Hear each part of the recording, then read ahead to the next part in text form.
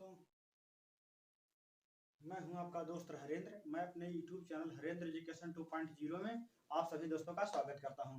दोस्त, आज हम पढ़ने वाले हैं TGT के 10 टिप्स के बारे में कि हम TGT में सफलता पाने के लिए क्या कर सकते हैं और किस तरीके से स्ट्रेटजी होगी पढ़ने की, और यदि आप इस टिप्स को फॉलो करते हैं तो आपको सफलता निश्चित मिलेगी। चलिए गाइस, शुरू करते हैं। समझ लिए तो मास्टर बन गए पक्का।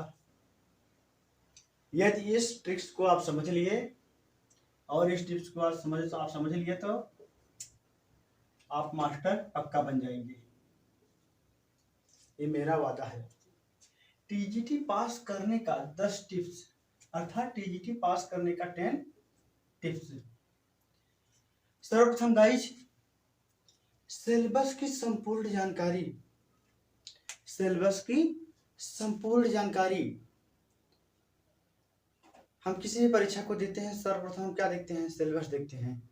यदि हमें सफल होना है तो हमें सिलेबस को अच्छी तरीके से पढ़ना होगा और उसके एक एक टॉपिक को अच्छी तरीके से समझना होगा, और सिलेबस के संपूर्ण सिलेबस को एनालिसिस करके हम उनकी जानकारी से तरीके से प्राप्त कर लेंगे।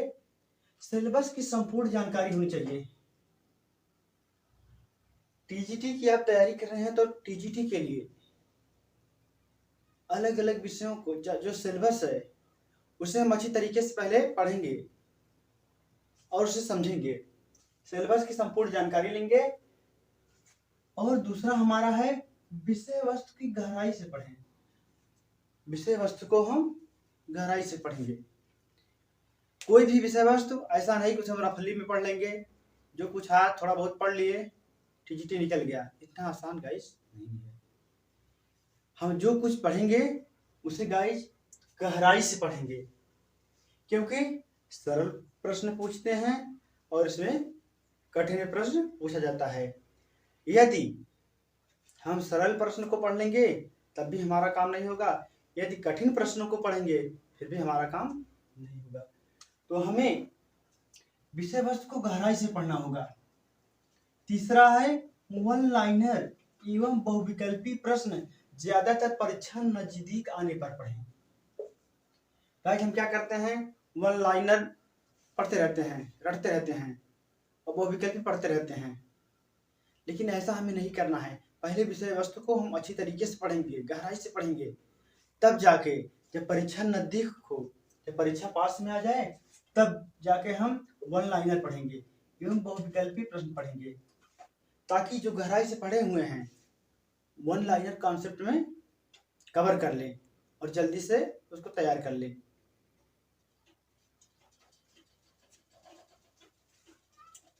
पहले हम गहराई से पढ़ेंगे, इसके बाद वन लाइनर पढ़ेंगे और बहुविकल्पी पढ़ेंगे।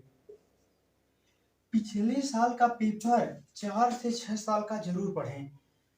गाइस, पिछले साल का पेपर 4 से 6 साल अर्थात प्रीवियस ईयर का पेपर, आप इस साल परीक्षा दे रहे हैं, उसको जो पिछले साल 4 से 6 साल पहले पेपर हुआ है उसे पहले अच्छी तरीके से एनालिसिस करेंगे, अच्छी तरीके से पढ़ेंगे कि किस प्रकार से प्रश्न पूछा जाता है, आखिर TGT में किस प्रकार से प्रश्न बनते हैं, किस विषय का किस तरीके से प्रश्न बनते हैं।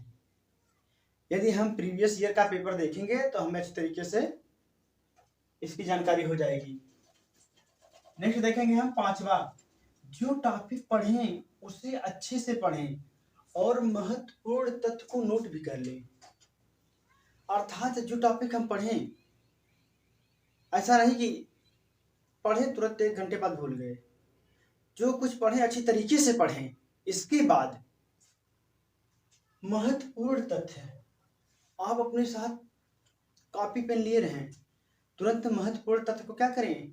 नोट करते चलें, ताकि परीक्षा जब नजदीक आ जाए आप उसे एक बार देख लें, फिर तुरंत तैयार हो जाए। महत्वपूर्ण तथ्य को नोट कर लें और टॉपिक को बहुत अच्छे से पढ़ें। जो टॉपिक पढ़ना है उसे बहुत अच्छे से पढ़ें, ऐसा नहीं रफली पढ़ लिए बस हो गया। नेक्स्ट देखेंगे हम छठा, जिस विषय से आपने फॉर्म भरा है उस विषय प्लस इंटर के बुक को भी पढ़ें।